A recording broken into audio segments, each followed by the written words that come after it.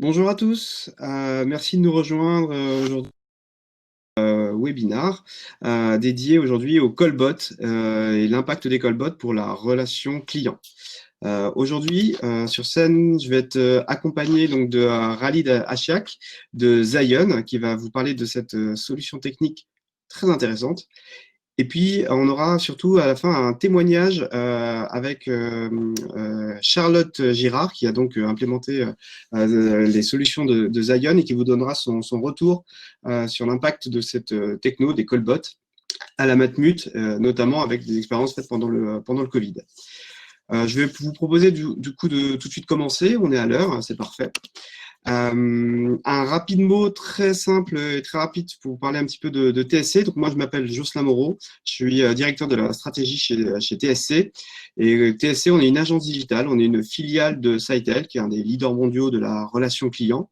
Donc on travaille sur l'ensemble des canaux qui relient les marques et les consommateurs à travers différents types de conversations de la pure relation client jusqu'à des sujets plus de marketing et de communication. Et donc, ça passe par les communautés de marque, les réseaux sociaux, les canaux de messaging, et que ce soit avec de l'humain ou de l'automatisation derrière. Et donc, on conçoit, on développe et on anime ensuite toutes ces interactions, toutes ces conversations entre les marques et les consommateurs.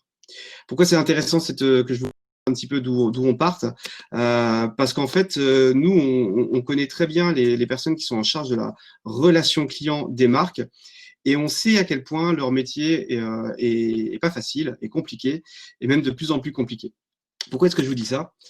Parce que on constate trois phénomènes qui sont trois évolutions majeures de ces métiers-là et qui accompagnent un petit peu l'évolution de toutes les entreprises, de toutes les marques, avec d'abord une hausse perpétuelle des flux pour les marques parce que les canaux se multiplient, parce qu'elles sont assaillies de toutes parts, parce que les consommateurs ont de plus en plus de facilité à entrer en contact avec les marques et n'hésitent de moins en moins à le faire et sont de plus en plus demandeurs. Et du coup, il faut, pour pouvoir gérer tout ça, adapter sa relation client, ses dispositifs et ses opérations. En face de ça, on a un mouvement presque contraire qui est une pression sur les coûts.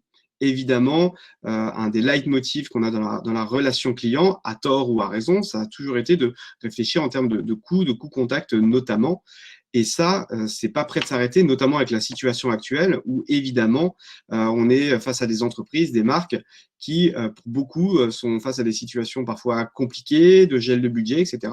Et en gros, on est dans une course perpétuelle à faire plus avec pas forcément plus, voire carrément avec moins.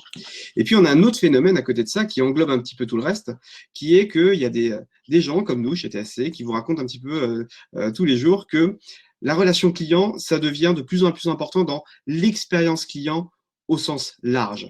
Et en fait, la problématique vis-à-vis de ça, c'est que les contacts, ces conversations entre les marques et les consommateurs sont de plus en plus constitutives de ce qu'est la marque. Donc on a des volumes qui augmentent, une pression sur les coûts qui a toujours existé effectivement, mais qui s'accroît. Et puis, en parallèle de ça, une importance, une place que prennent ces conversations dans ce qu'est la marque qui augmente à son tour.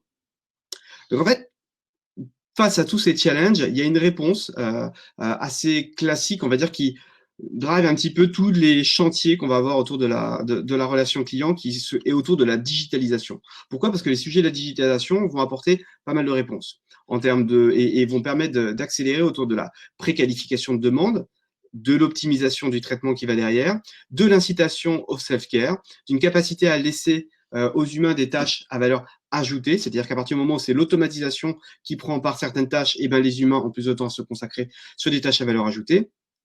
Tout ce qui va être des logiques de data, puisque qui dit digitalisation dit data et dit analyse de tout ce qu'on peut faire. Et puis, ça appuyer aussi sur des canaux qui sont plébiscités par les consommateurs et qui vont nous permettre d'adapter et d'offrir les meilleures expériences pour les clients. Donc, en fait, tout ça revient très simplement à, d'une part, pour la marque et pour les consommateurs, améliorer l'expérience client, et puis le tout en essayant d'optimiser la pression budgétaire et de réduire les coûts, au moins les coûts au contact, quitte à investir ensuite par-ci par-là. Donc en fait, une fois qu'on s'est dit tout ça, ok, super, digitalisation, on va se dire que on sort un petit peu des canaux traditionnels et notamment du canal téléphonique. Et on a tendance à se dire, qui dit digitalisation dit déflexion dès qu'on va s'adresser au canal téléphonique. En gros, comment est-ce que je fais pour éviter tout simplement que les gens m'appellent et donc d'avoir à traiter ces appels. Donc c'est une réponse tout à fait intuitive et c'est un raisonnement qui est souvent très logique et très pertinent.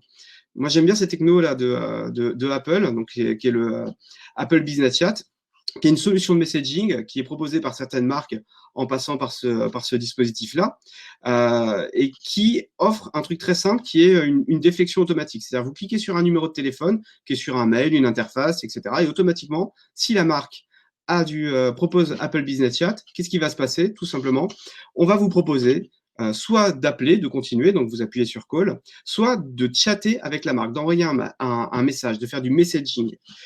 Et en fait, on se rend compte, Apple en tout cas, c'est ce qu'ils constatent sur leur propre service, que dans 60 à 70% des cas, les personnes vont préférer se diriger vers le messaging. Donc on se rend compte que très naturellement, une part importante des consommateurs vont préférer rentrer dans une conversation de type messaging asynchrone, écrite avec une marque, plutôt que d'appeler. Et ça, on peut comprendre un petit peu les utilisateurs et pourquoi est-ce qu'ils en arrivent à de tels comportements. Pendant très longtemps, le téléphone a vraiment été le parent pauvre de la digitalisation. Pendant très longtemps, le téléphone a été un petit peu, en termes d'expérience, n'a pas profité des évolutions qu'on a pu voir à côté. Je vous ai mis cette petite couverture d'un télépoche de 1983 sur ce slide. Pourquoi? Parce qu'en fait, dans beaucoup de cas, pour beaucoup de marques, la digitalisation de l'expérience du canal téléphonique, en fait, ça a correspondu à une techno qui date exactement de cette époque-là. 1983, c'est le lancement des premiers services d'IVR, de serveurs vocal interactifs en France, donc le TAP1, TAP2, 3P3, dont le premier a été celui de Madame Soleil. Donc vous appeliez Madame Soleil, un numéro de téléphone, vous voyez la pub à la télé ou dans Télépoche, vous appeliez, on vous disait si vous êtes cancer, tapez 1, si vous êtes Gémeaux, tapez 2, etc.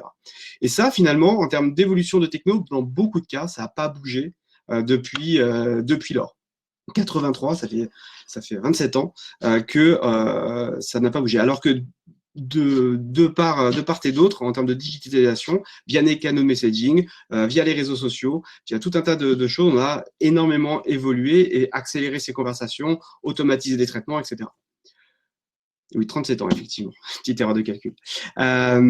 Et puis, en fait, ça revient à se poser la question. Est-ce que finalement, l'idée, c'est pas tellement de éviter les appels, ou est-ce que c'est pas plutôt d'éviter des appels qui ont un traitement humain, systématique et de bout en bout, qui n'apporterait pas de valeur par rapport à un autre canal.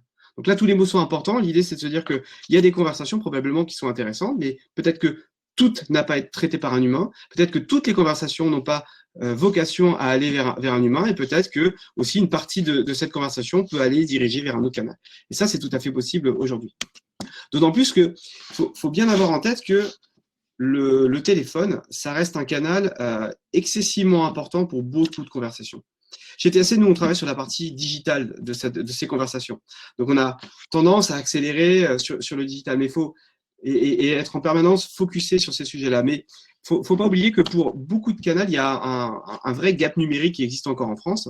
Et ça, c'est l'INSEE qui dit, par exemple, qu'il y a 17% des Français de 15 ans et plus qui souffrent encore d'électronisme, c'est-à-dire d'une incapacité à traiter certaines conversations, à utiliser certains moyens de communication digitaux. Donc, ça veut dire qu'on a une partie de la population qui n'est pas en capacité d'avoir une conversation de bout en bout via le digital.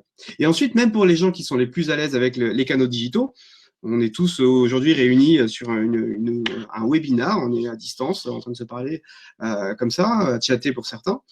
Et en fait, il y a quand même des cas de figure où les uns les autres, on va préférer avoir un canal téléphonique, on va préférer avoir une voix humaine, une situation de stress, une situation où j'ai pas forcément une connexion Internet. L'exemple typique, c'est j'ai un accident, je suis sur le bord de l'autoroute, j'ai un accident, j'ai besoin qu'on m'aide très rapidement, j'ai besoin d'être rassuré, je suis dans une situation de stress, je capte pas forcément très bien, j'ai besoin de gérer des choses de part et d'autre. Et typiquement, on est dans une situation où je vais avoir besoin du côté réassurant du téléphone. Et ça, on va le retrouver dans plein d'autres situations. Je ne vais pas énumérer tous les cas, mais à peu près pour toutes les marques, on retrouve à chaque fois des cas de figure où on est comme ça. Du coup, nous, chez TSC, on envisage un avenir où en fait on va avoir une vraie polarisation de la relation client qui va être avec d'un côté du téléphone, plus ou moins automatisé, plus ou moins digitalisé, et de l'autre côté du messaging, des conversations asynchrones sur des canaux de type chat, de type application de chat, de type web, sur du mobile ou encore sur du desktop.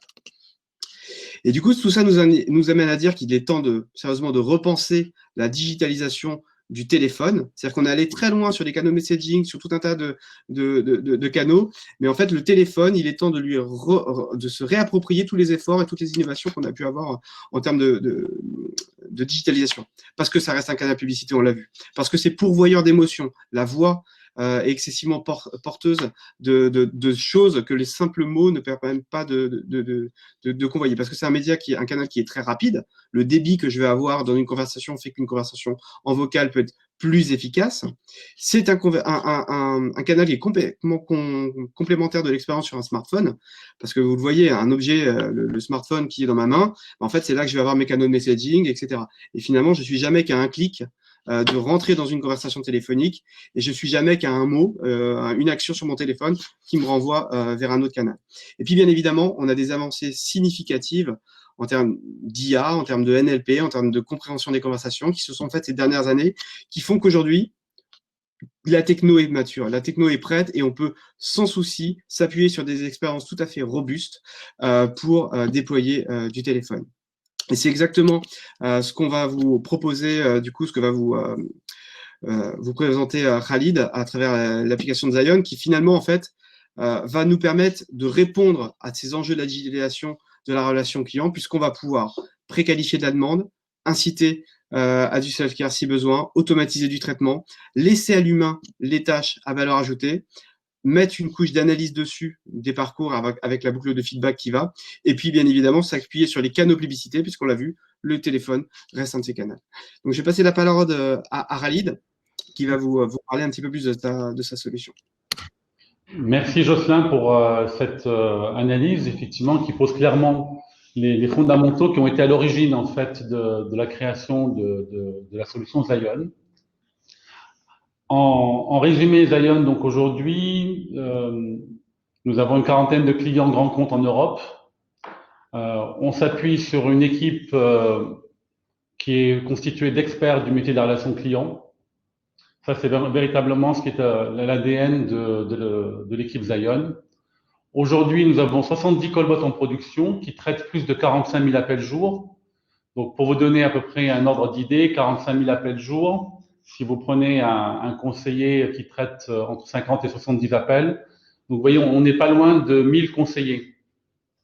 Et nous sommes capables de passer d'un jour à l'autre en fonction des événements climatiques ou de toute autre saisonnalité, de passer du simple au double, et on n'a aucun stress pour se dire il faut que je puisse recruter d'autres callbots, ça se passe très facilement.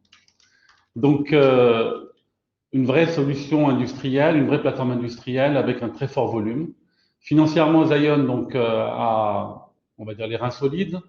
On a fait une levée de fonds fin 2018 de 3 millions d'euros et nous avons une marge de trésorerie suffisante pour pouvoir passer l'année 2020 et 2021, sachant que nous préparons une nouvelle levée de fonds à partir de fin 2020. Nous sommes une cinquantaine de collaborateurs à date et notre solution est régulièrement primée dans le cadre de plusieurs instances qui priment tout ce qui tourne autour de l'innovation.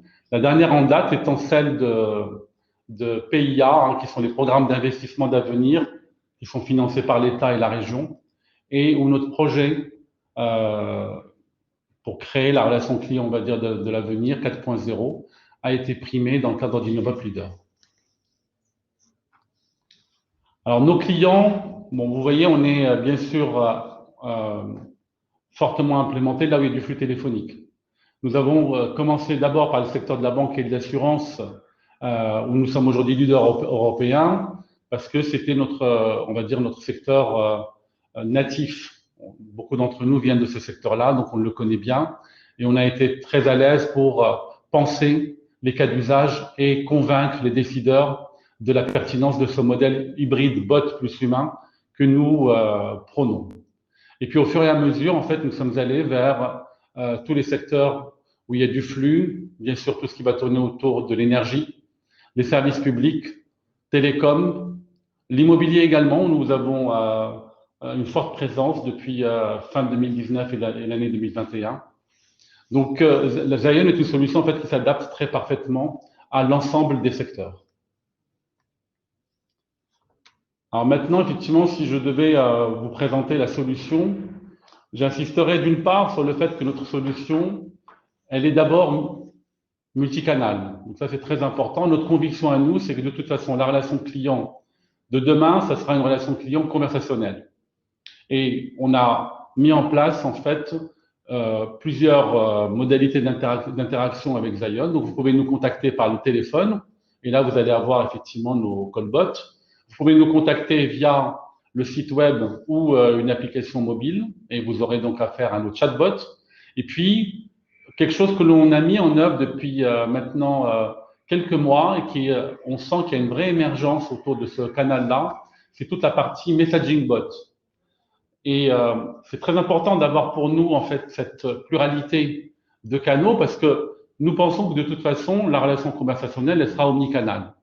Pour illustrer ce point-là, je vais vous citer par exemple ce que nous faisons dans le monde de l'assistance.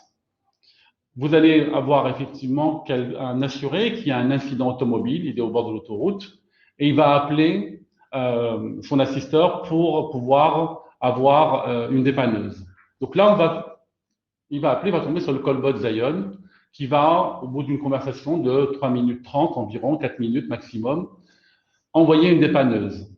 Et puis ensuite, on se rend compte que finalement, cette personne-là, effectivement, elle aura besoin d'une location de véhicule. Elle a une garantie au titre de la location de véhicule. Et on va lui pousser effectivement cette fois-ci un message via WhatsApp parce qu'on est dans un processus qui va être long et asynchrone. De manière opérationnelle, une location de véhicule dans le cadre de l'assistance, ça peut nécessiter 7, 8, parfois 10 interactions avec un téléconseiller. Et donc, ce qui ressort de manière utile dans un parcours client, c'est que tous les processus asynchrones, nous puissions ensuite les gérer avec du messaging bot. Donc, on va lui pousser effectivement une conversation via WhatsApp et nous allons avoir un échange avec lui dans la durée jusqu'à ce qu'il nous rende le véhicule ou il le rende et puis qu'on lui envoie un questionnaire de satisfaction. Et ce processus asynchrone peut durer plusieurs jours. Vous voyez ça, donc d'où cette omnicanalité qui est importante pour repenser le parcours client. Donc, quel que soit le canal ensuite qui est utilisé, quand on arrive effectivement sur la plateforme Zion, vous allez être accueilli par ce qu'on appelle un welcome bot. Le welcome bot, en fait, va prendre en charge votre demande, va la comprendre mais en langage naturel. Il va aussi vous identifier, soit de manière silencieuse par votre référence téléphonique, votre numéro de téléphone, ou par une référence que vous allez lui communiquer, une référence client, contrat, sinistre. Donc ce welcome bot, en fait, c'est une brique importante dans l'organisation en fait de l'interaction client, et elle va venir en remplacement de ce qu'on appelle les serveurs vocaux interactifs, qui sont aujourd'hui considérés comme l'un des grands irritants de la relation client. C'est-à-dire que plutôt que d'essayer de faire rentrer les clients dans les choix de SVI, c'est-à-dire les 7 petites cases éventuellement ou les 10 petites cases, c'est aux clients de s'exprimer, c'est à nous de le comprendre. Ça répond à une problématique majeure qui est d'adresser la demande à la bonne compétence. On peut également, toujours dans ce welcome bot, faire du questionnement contextualisé, c'est-à-dire que si jamais la personne a appelé récemment et on a un sujet en cours, on peut lui demander est-ce que vous appelez au sujet de votre dernière commande.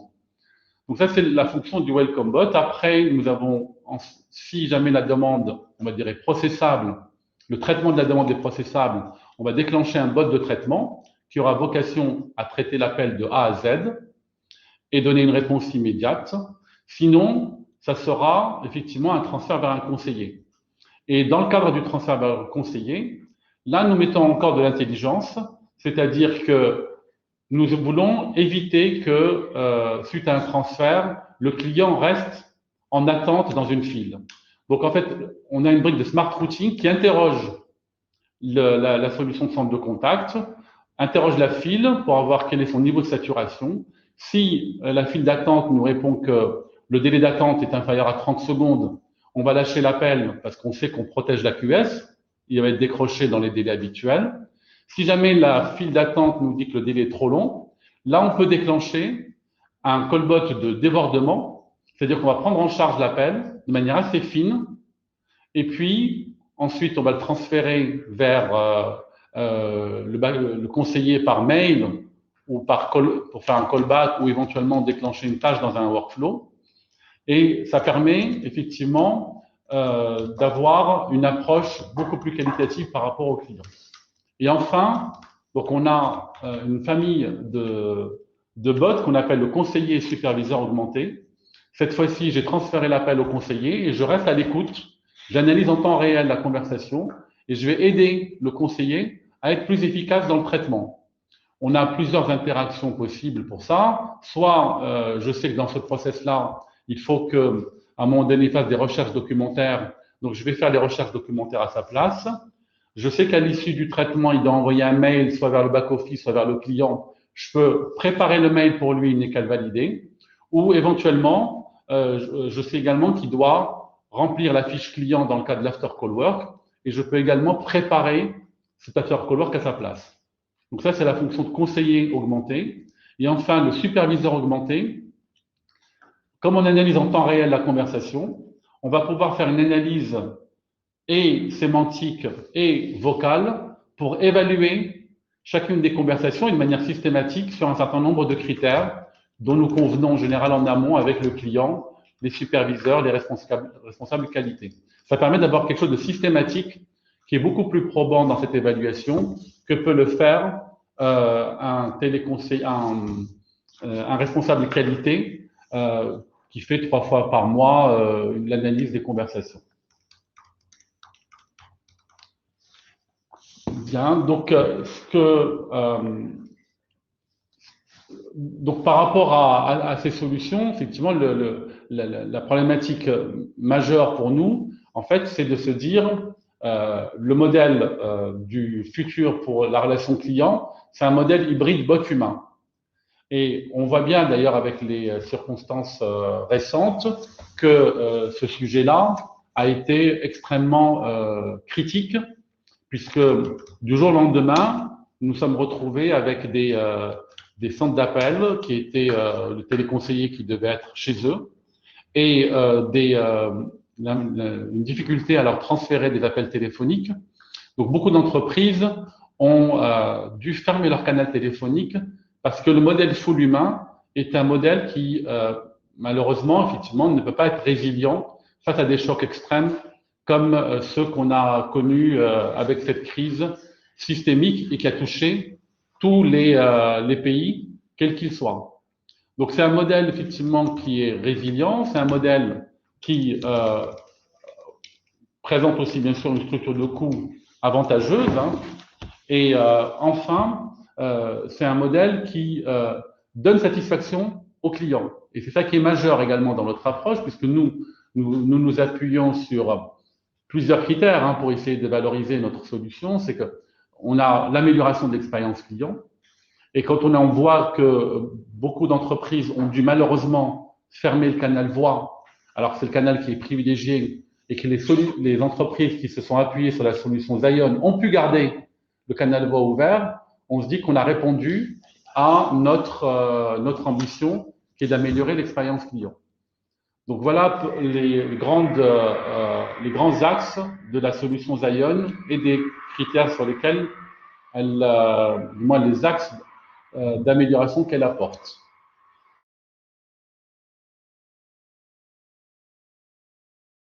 Alors Charlotte Girard de la Batmut est en train de se connecter, elle arrive d'un instant à l'autre. Je vous invite à poser vos questions via l'onglet dédié, si vous en avez la moindre, en attendant son intervention.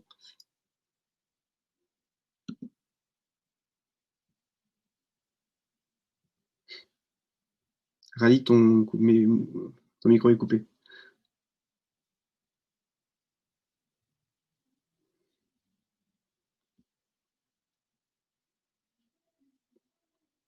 Rally, ton micro est coupé.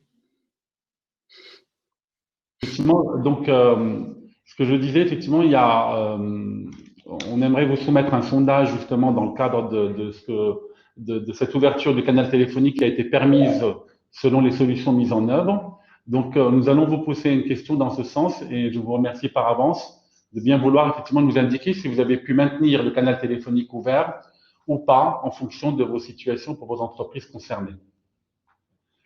Bien, je crois que Charlotte nous a rejoint. Donc, je vais lui passer la parole, effectivement, pour qu'elle puisse témoigner de la manière dont on a installé la solution Zion, déployé la solution Zion au sein de la Matmut et dans un délai extrêmement court.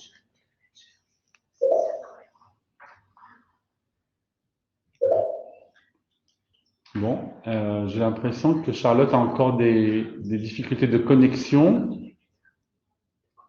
Alors, je vais profiter effectivement de ce moment pour répondre à quelques questions. Je vois que il y a une question concernant la différence entre Messaging Bot et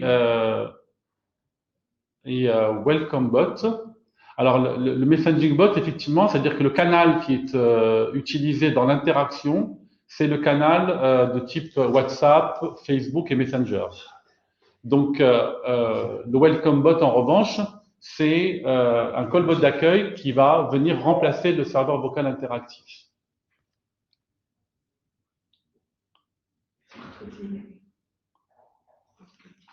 Alors, je vois qu'il y a également effectivement une question sur le Welcome Bot. A-t-il vocation de remplacer le SVI? Clairement que oui.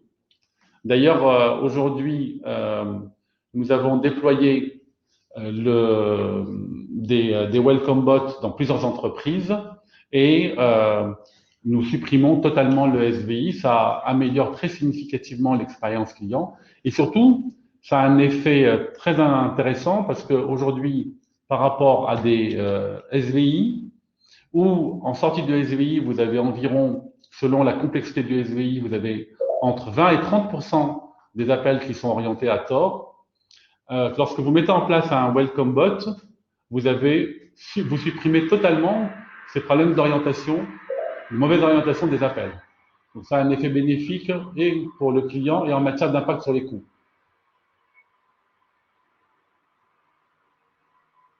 Alors, je ne sais pas si Charlotte peut se connecter. Je vois qu'elle nous dit qu'elle est…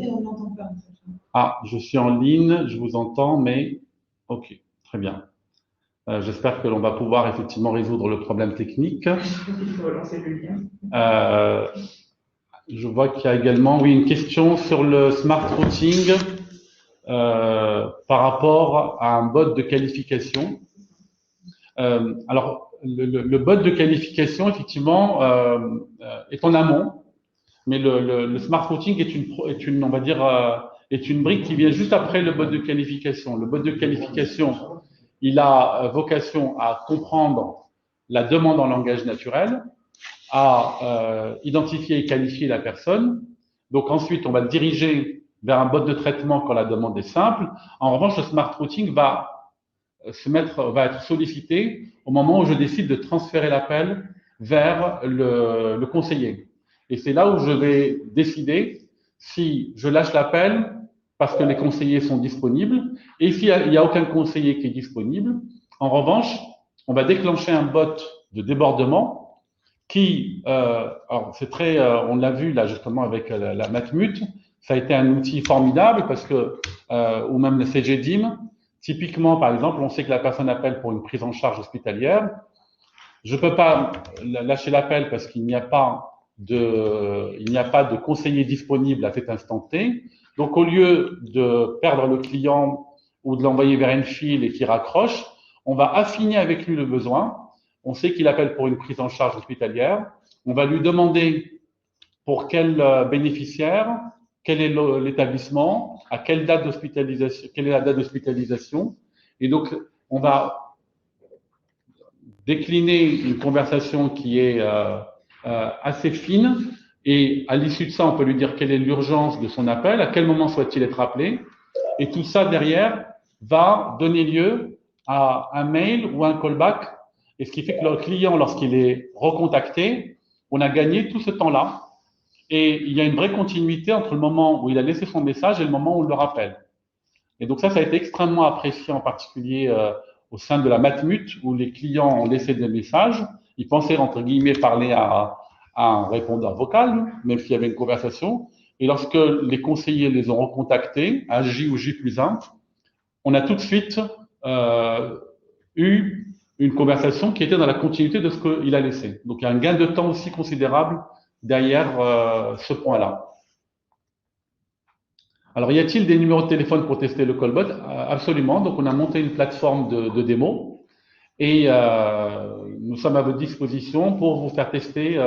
Nous avons une dizaine de bots qui sont assez caractéristiques de notre offre, des bots des welcome bots, des bots de traitement, voilà, donc des bots de débordement également. Et donc, vous pouvez bien sûr nous contacter et on peut vous mettre à disposition des numéros de test.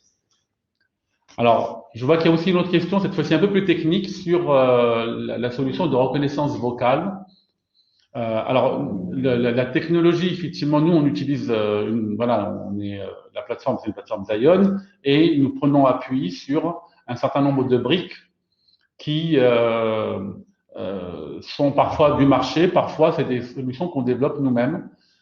Donc, sur la partie vocale, nous avons effectivement certaines solutions du marché, et nous avons également nos propres solutions. Et dans le cadre d'une conversation, nous pouvons en fait solliciter l'une ou l'autre des briques d'ailleurs. C'est-à-dire que typiquement, pour tel corpus de connaissances, il est plus intéressant d'utiliser telle solution versus la nôtre. Sur des références numériques, nous avons nos propres savoirs parce que c'est très spécifique et on a développé notre propre solution. Donc, de manière générale, de toute façon, la tendance, c'est que nous développions de plus en plus nos propres briques de reconnaissance vocale pour prendre en charge l'intégralité des types. Parfois, nous pouvons même solliciter 2 solutions de reconnaissance vocale à l'instant T pour voir laquelle donne le meilleur résultat. L'idée, c'est d'être performant. L'obsession de Zion, c'est d'avoir une performance opérationnelle au niveau de traitement que nous opérons pour vous. Alors, je ne sais pas si Charlotte arrive à nous rejoindre. On peut l'appeler au téléphone, je te l'assure en direct. Non, tu peux pas. Oui. Bon, c'est un peu dommage, effectivement, je suis désolé, mais effectivement, nous avons un souci technique. Je vois qu'il y a aussi une question sur le format de facturation. Alors, et le coût moyen d'une telle solution. Donc, alors là aussi, en fait, nous avons des coûts. Nous avons des coûts. Notre solution, en fait, d'une part, on a un coût de setup, bon, qui reste très raisonnable hein, par rapport à ce type de solution. Le coût de setup va dépendre de la nature du bot que nous mettons en place pour vous, entre le welcome bot, le callbot de traitement ou callbot de débordement. Mais souvent, on est sur un cas d'usage donné, selon la nature du bot, on va être entre 30 et 50 cas pour un bot donné. Et ensuite, nous avons un format de facturation qui est à l'usage. En fonction du nombre de traitements que nous opérons pour vous. Il y a une grille de facturation, là aussi, qui dépend de la nature du bot mis en œuvre. Ce qu'on constate, hein, de manière générale, sur un modèle hybride bot humain, nous avons une capacité de baisser très fortement le coût du dispositif global. Donc ça, c'est le ROI est très très intéressant. Le payback, c'est-à-dire le délai à partir duquel les gains générés permettent d'amortir l'investissement, en général, est inférieur à 3 mois, ce qui pour des projets est un payback très très court. Donc il y a un vrai ROI derrière ces projets-là. Mais au-delà du ROI financier, le point sur lequel je souhaite insister, c'est véritablement la résilience que ce type de dispositif apporte à votre centre, à votre solution de relation client, à votre approche de la relation client.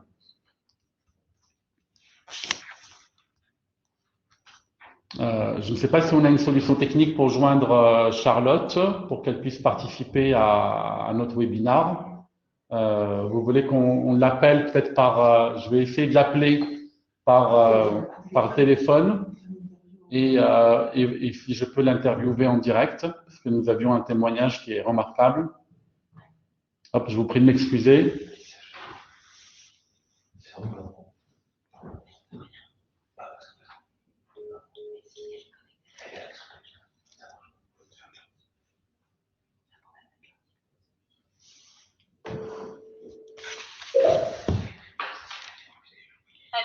Oui, Charlotte, donc on est en ligne.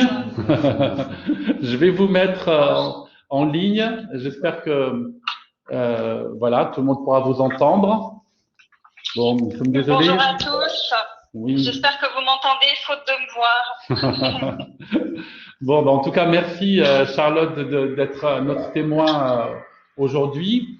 Effectivement, c'est une très belle expérience que nous avons vécue avec Matmut dans un contexte qui était très très difficile. Voilà, ce que je souhaitais déjà comme première question à vous poser, c'est de savoir comment a été le processus de décision dans ce contexte qui était mouvementé. Alors, nous, ça a été assez mouvementé, comme vous le disiez, avec fermeture de tous nos sites le 17 mars et pas de télétravail jusqu'à présent à la Matmut. Donc, lors du confinement, quand on a fermé les sites pour protéger la santé de nos collaborateurs, on a été assez peu joignable par téléphone, aussi bien, je dirais, sur la gestion de sinistres que pour la souscription de contrats. Et donc, on avait la nécessité de trouver des solutions de continuité pour nos clients. Et donc, on avait heureusement pour nous pré-identifié la solution Zion, ce qui nous a permis très vite de rentrer en contact avec vous et de mettre en place le projet dans des délais absolument records, puisque on a réussi à faire une première livraison ensemble en 5 jours. Alors effectivement, oui, ça a été un investissement très fort de part et d'autre, d'ailleurs, parce que je tiens à louer la mobilisation incroyable des équipes Matmut pendant cette période-là. Mais je crois que vu les enjeux, nous n'avions pas le choix. De toute façon, il fallait qu'on livre dans les délais courts. Dans le déroulement du projet, il y avait peut-être effectivement un point aussi très important, c'était d'abord se dire on livre quelque chose qui répond à un premier besoin, et puis ensuite, au fur et à mesure, on affine, je crois. C'est exactement l'esprit en fait avec lequel on a travaillé ensemble. Donc livraison 5 jours chrono. Nous, notre volonté, c'était d'abord effectivement et avant tout de disposer d'une solution disponible immédiatement et qui permettait de traiter les demandes de nos clients pour les appelant en fait, pour tous les appels qu'on n'arrivait pas à décrocher, de pouvoir via le bot Zion guider les clients pas à pas, les inviter à nous expliquer leurs besoins, retranscrire la conversation en mail et ensuite orienter ce mail en temps réel vers les bonnes boîtes de conseillers chez nous pour qu'ils puissent ensuite traiter les demandes et y donner suite. Et ce qu'on a su faire effectivement semaine après semaine, c'est apporter des améliorations continues, aussi bien vis-à-vis des clients que pour nos conseillers. Donc vis-à-vis des clients, ce qu'on a par exemple fait, c'est optimiser les formulations du bot en langage naturel, optimiser le rythme, permettre d'assurer une compréhension optimale de la part de l'appelant des consignes qu'on pouvait lui donner, ou encore même la possibilité au callbot d'attendre par exemple pour laisser aux sociétaires le temps de trouver les informations nécessaires. Ensuite, ce qu'on a réussi à faire, c'est optimiser la méthode d'identification et donc de permettre une reconnaissance automatique des clients dès qu'on retrouve, nous, leur numéro dans notre système d'information. Donc, ça évite en fait qu'ils aient besoin de se réidentifier avec un numéro de sociétaire ou un numéro de sinistre. Et enfin, ce qu'on a réussi à mettre en œuvre, c'est vraiment la continuité parfaite avec nos corbeilles de tâches avec notre workflow, où au lieu aujourd'hui d'un mail qui arrive, on a directement une tâche qui arrive dans nos contact centers. Donc, effectivement, ça c'est caractéristique de l'approche que nous avons adoptée avec Matmut, c'est répondre à une urgence et ensuite au fur et à mesure améliorer ce modèle dans la durée, puisque maintenant ça fait bientôt 2 mois. Un peu plus même que 2 mois que nous avons livré la première brique et nous poursuivons ce travail d'amélioration continue. Donc c'est ça aussi cette agilité de la démarche qui nous a permis d'obtenir aujourd'hui une solution qui répond à une large partie des problématiques. Et ça m'amène au troisième point qui est aujourd'hui quelle est la perception d'une part des clients de la solution qui a été mise en œuvre et puis d'autre part des collaborateurs. Alors, côté client, je trouve que déjà le bon premier signal, c'est que la solution est bien acceptée par les appelants. Et pour nous, c'était pas évident de se dire, voilà, nos appelants, nos clients qui ont jamais eu l'habitude de converser avec un conseiller virtuel, avec un bot, est-ce qu'ils vont accepter cette solution? Et elle est bien acceptée parce qu'on a plus de 80% de nos appelants, quand l'appel n'est pas décroché par un conseiller, qui vont au bout de l'échange avec le conseiller virtuel. Donc ça, c'est déjà un premier KPI intéressant, je trouve. Et l'autre qui, pour moi, est encore plus intéressant, c'est le retour qu'on a des clients quand nos conseillers, les vrais conseillers en chair et en os, les rappellent le lendemain pour leur donner de la visibilité sur ce qu'on a déjà entrepris entre-temps. Par exemple, si je parle d'un sinistre, le missionnement du garage ou de l'expert, et là ils sont bluffés, c'est-à-dire qu'effectivement ils s'attendaient pas à ce que on soit en capacité d'avoir la pleine et entière compréhension de leurs demandes sur la base des 2 minutes d'interaction avec le conseiller virtuel, et que les choses aient déjà avancé entre-temps. Donc ça, c'est vraiment vécu comme un vrai plus et comme un gage d'efficacité. Du côté des collaborateurs, je dirais que là aussi, on a eu un très bon accueil pour la simple et bonne raison qu'on était, comme vous l'avez compris, en gestion de crise avec plusieurs services chez nous qui n'avaient pas la continuité téléphonique pour des questions techniques que je vous épargne. Et donc, les collaborateurs qui ont l'esprit de service chevillé au corps étaient très frustrés de ne pas pouvoir techniquement répondre aux appels des clients. Le fait qu'on ait pu mettre en œuvre en 5 jours une solution a été réellement accueilli comme un vrai soulagement, quoi. Ça permet d'apporter une continuité de réponse aux sociétaires sans les forcer coûte que coûte à changer de canal pour aller poster leurs demandes dans un espace personnel. Alors évidemment, on a eu 70% d'augmentation des flux dans les espaces personnels aussi, mais là, on forçait pas finalement nos clients à changer de canal quand ceux-ci décidaient de nous joindre par téléphone. Il y avait une solution. Alors, c'est intéressant ce que vous dites, Charlotte, parce que le constat que nous avions fait avec un certain nombre de clients, c'est que lorsque le canal téléphonique avait été fermé et que le message visait à renvoyer, entre guillemets, le client ou l'assuré vers son espace client ou une messagerie, les statistiques que nous avaient montré nos clients, c'est près de 70% des personnes qui avaient appelé ne se retrouvaient pas via les canaux digitaux. Donc, il y a eu pendant cette période-là de confinement et de Covid un vrai risque d'exclusion numérique. Et c'est en ce sens-là, je pense que la réaction de Matmut, de se dire qu'est-ce que je peux faire pour maintenir ce canal voix ouvert, je pense qu'elle répond à une vraie problématique de prise en charge des besoins des assurés, qui est caractéristique du monde mutualiste que vous représentez. C'est clair. On a été tenté au début de simplement mettre un message sur le SVI en disant, si compte tenu de la situation, nous sommes moins joignables que d'habitude et adressez-nous votre demande via des espaces personnels, mais on s'est dit que c'était pas satisfaisant, que c'était une solution dégradée par rapport à leur permettre finalement en 1 à 2 minutes de nous expliquer l'objet de leur appel avec la promesse tenue derrière qu'on allait pouvoir y répondre vite et bien. Tout à fait. Et l'autre point, moi, je trouve aussi qui est très intéressant dans cette expérience, c'est il y a des solutions effectivement parfois sur la place qui visent à essayer de gérer juste la dissuasion, d'éviter une dissuasion avec des solutions palliatives. Là, en l'occurrence, dans la mesure où on a une véritable conversation qui s'engage et que lorsque la personne est rappelée, elle a la surprise. Ce que vous disiez effectivement, c'est que elle a laissé un message, on la rappelle et dans la continuité, c'est cette force-là, à mon avis, qui est intéressante dans les callbots de débordement. En termes d'expérience client, moi, je trouve ça assez intéressant comme impact. En termes de bilan chiffré, donc, que pouvons-nous dire aujourd'hui de cette expérience?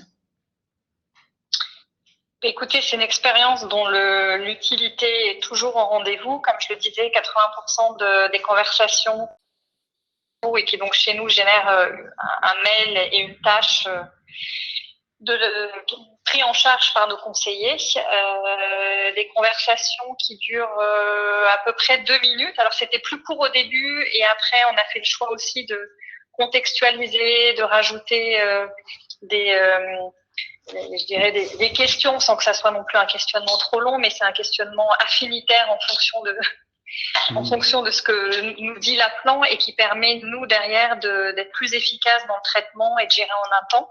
Donc, 2 minutes en moyenne de conversation. Et puis, en termes de volumétrie, plus de 5000 appels par jour.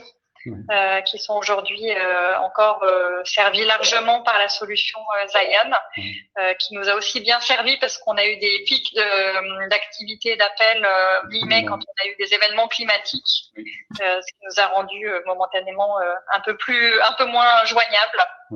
Donc là, il y avait toujours une solution de prise en charge grâce à Zion.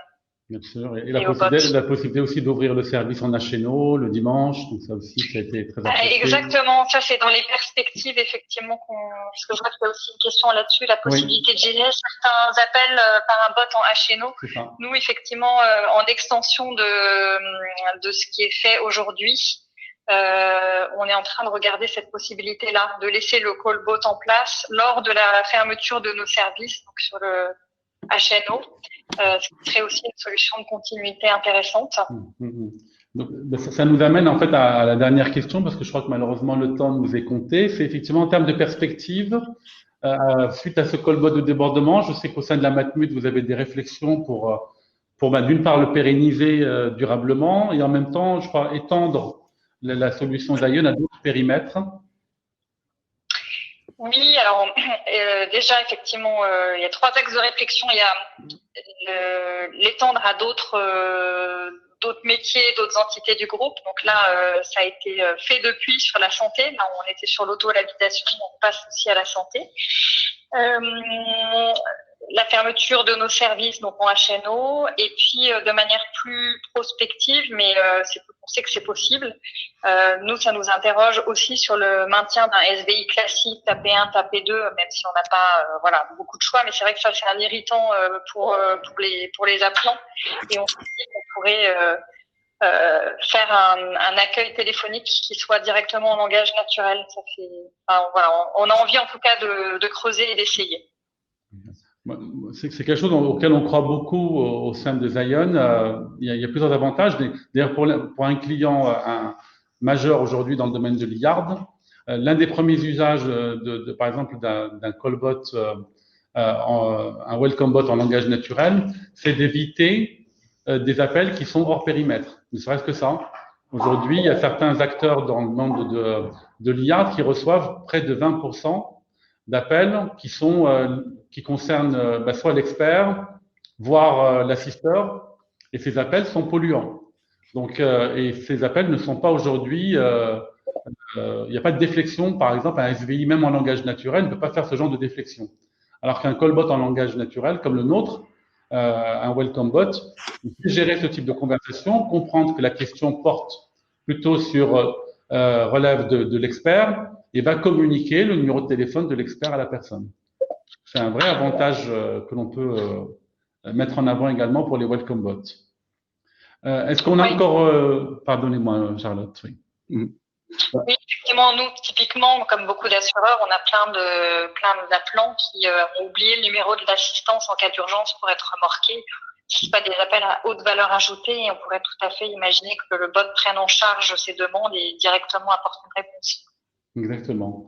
Par rapport à la modération, est-ce qu'on a encore quelques minutes devant nous pour poursuivre notre échange avec Charlotte et puis lui prendre les quelques questions de l'assistance? Oui, je propose qu'on switch un petit peu sur les dernières questions effectivement de l'assistance pour essayer de respecter un peu ou prou le timing qu'on s'était fixé.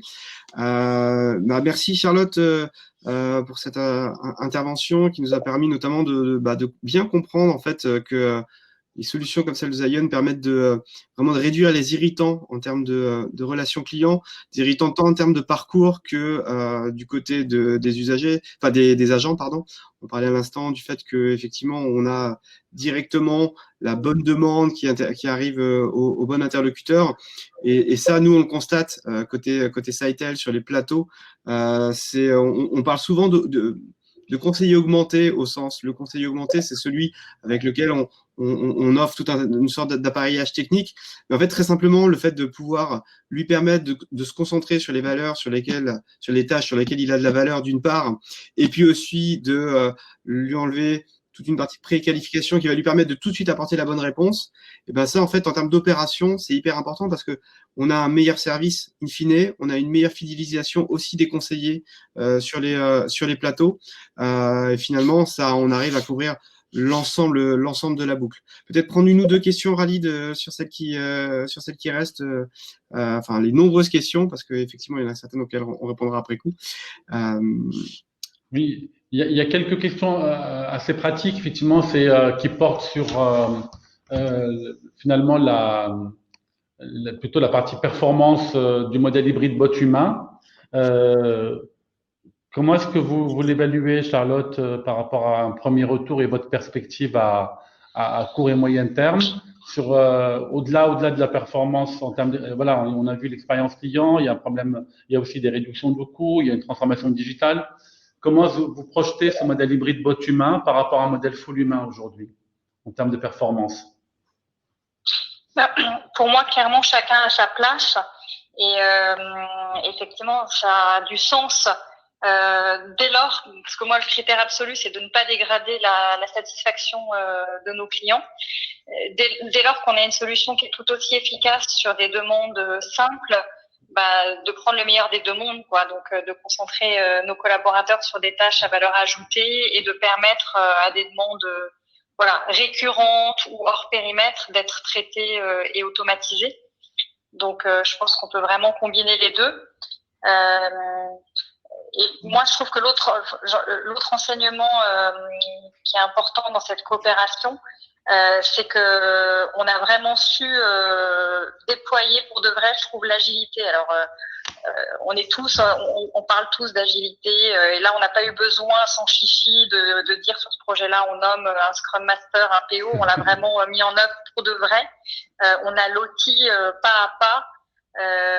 On avait de toute façon pas le choix, hein, et ça c'est aussi, je trouve, le bon côté des crises. On se serait tous passés du Covid, la Matmut aussi, mais ça nous a obligés à travailler différemment et voilà, à travailler main dans la main, en pleine confiance, en prenant des décisions quotidiennes en toute autonomie. Et nous, on a vraiment autonomisé nos chefs de projet, autonomisé et fait confiance aussi à Zion.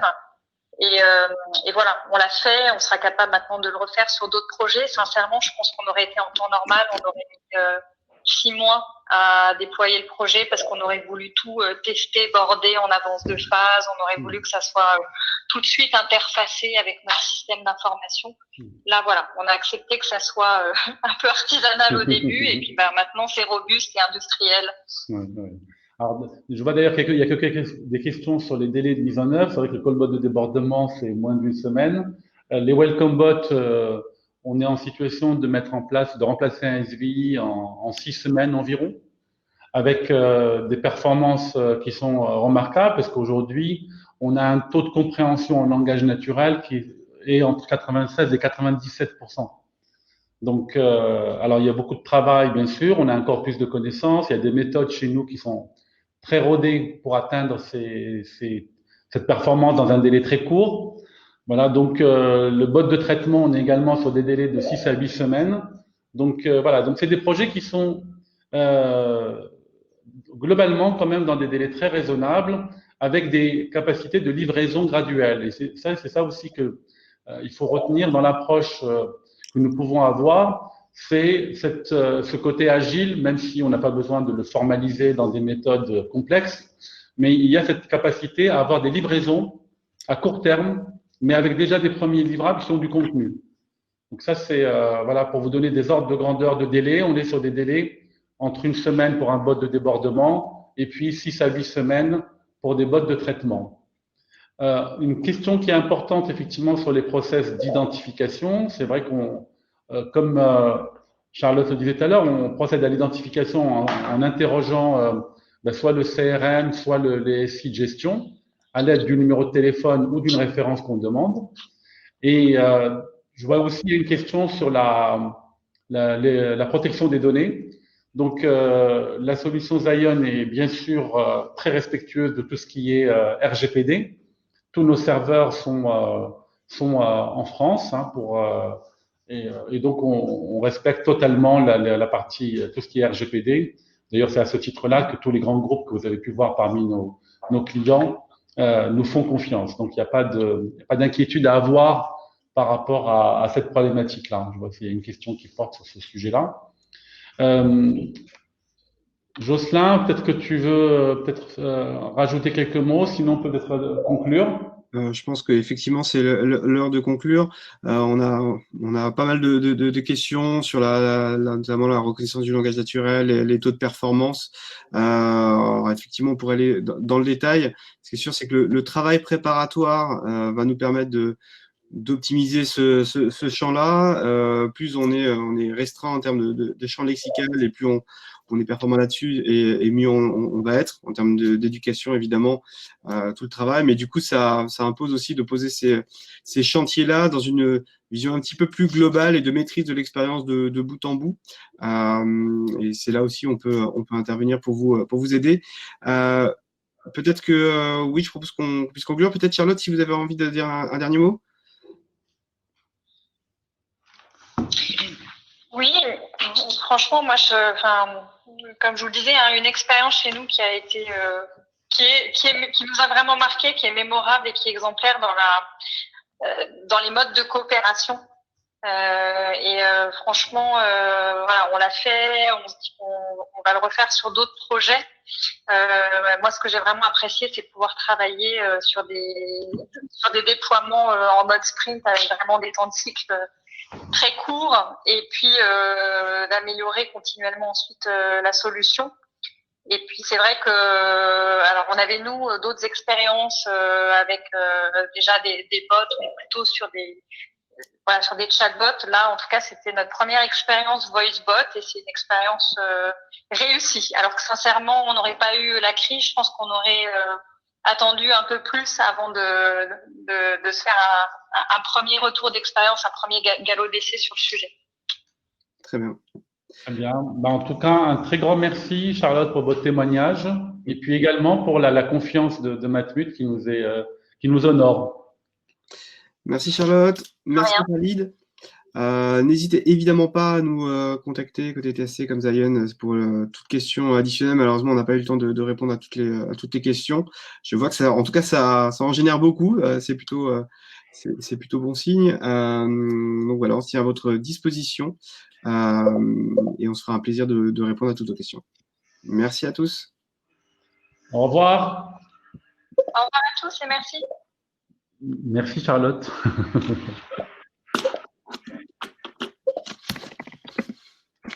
Il est au 4. Bon.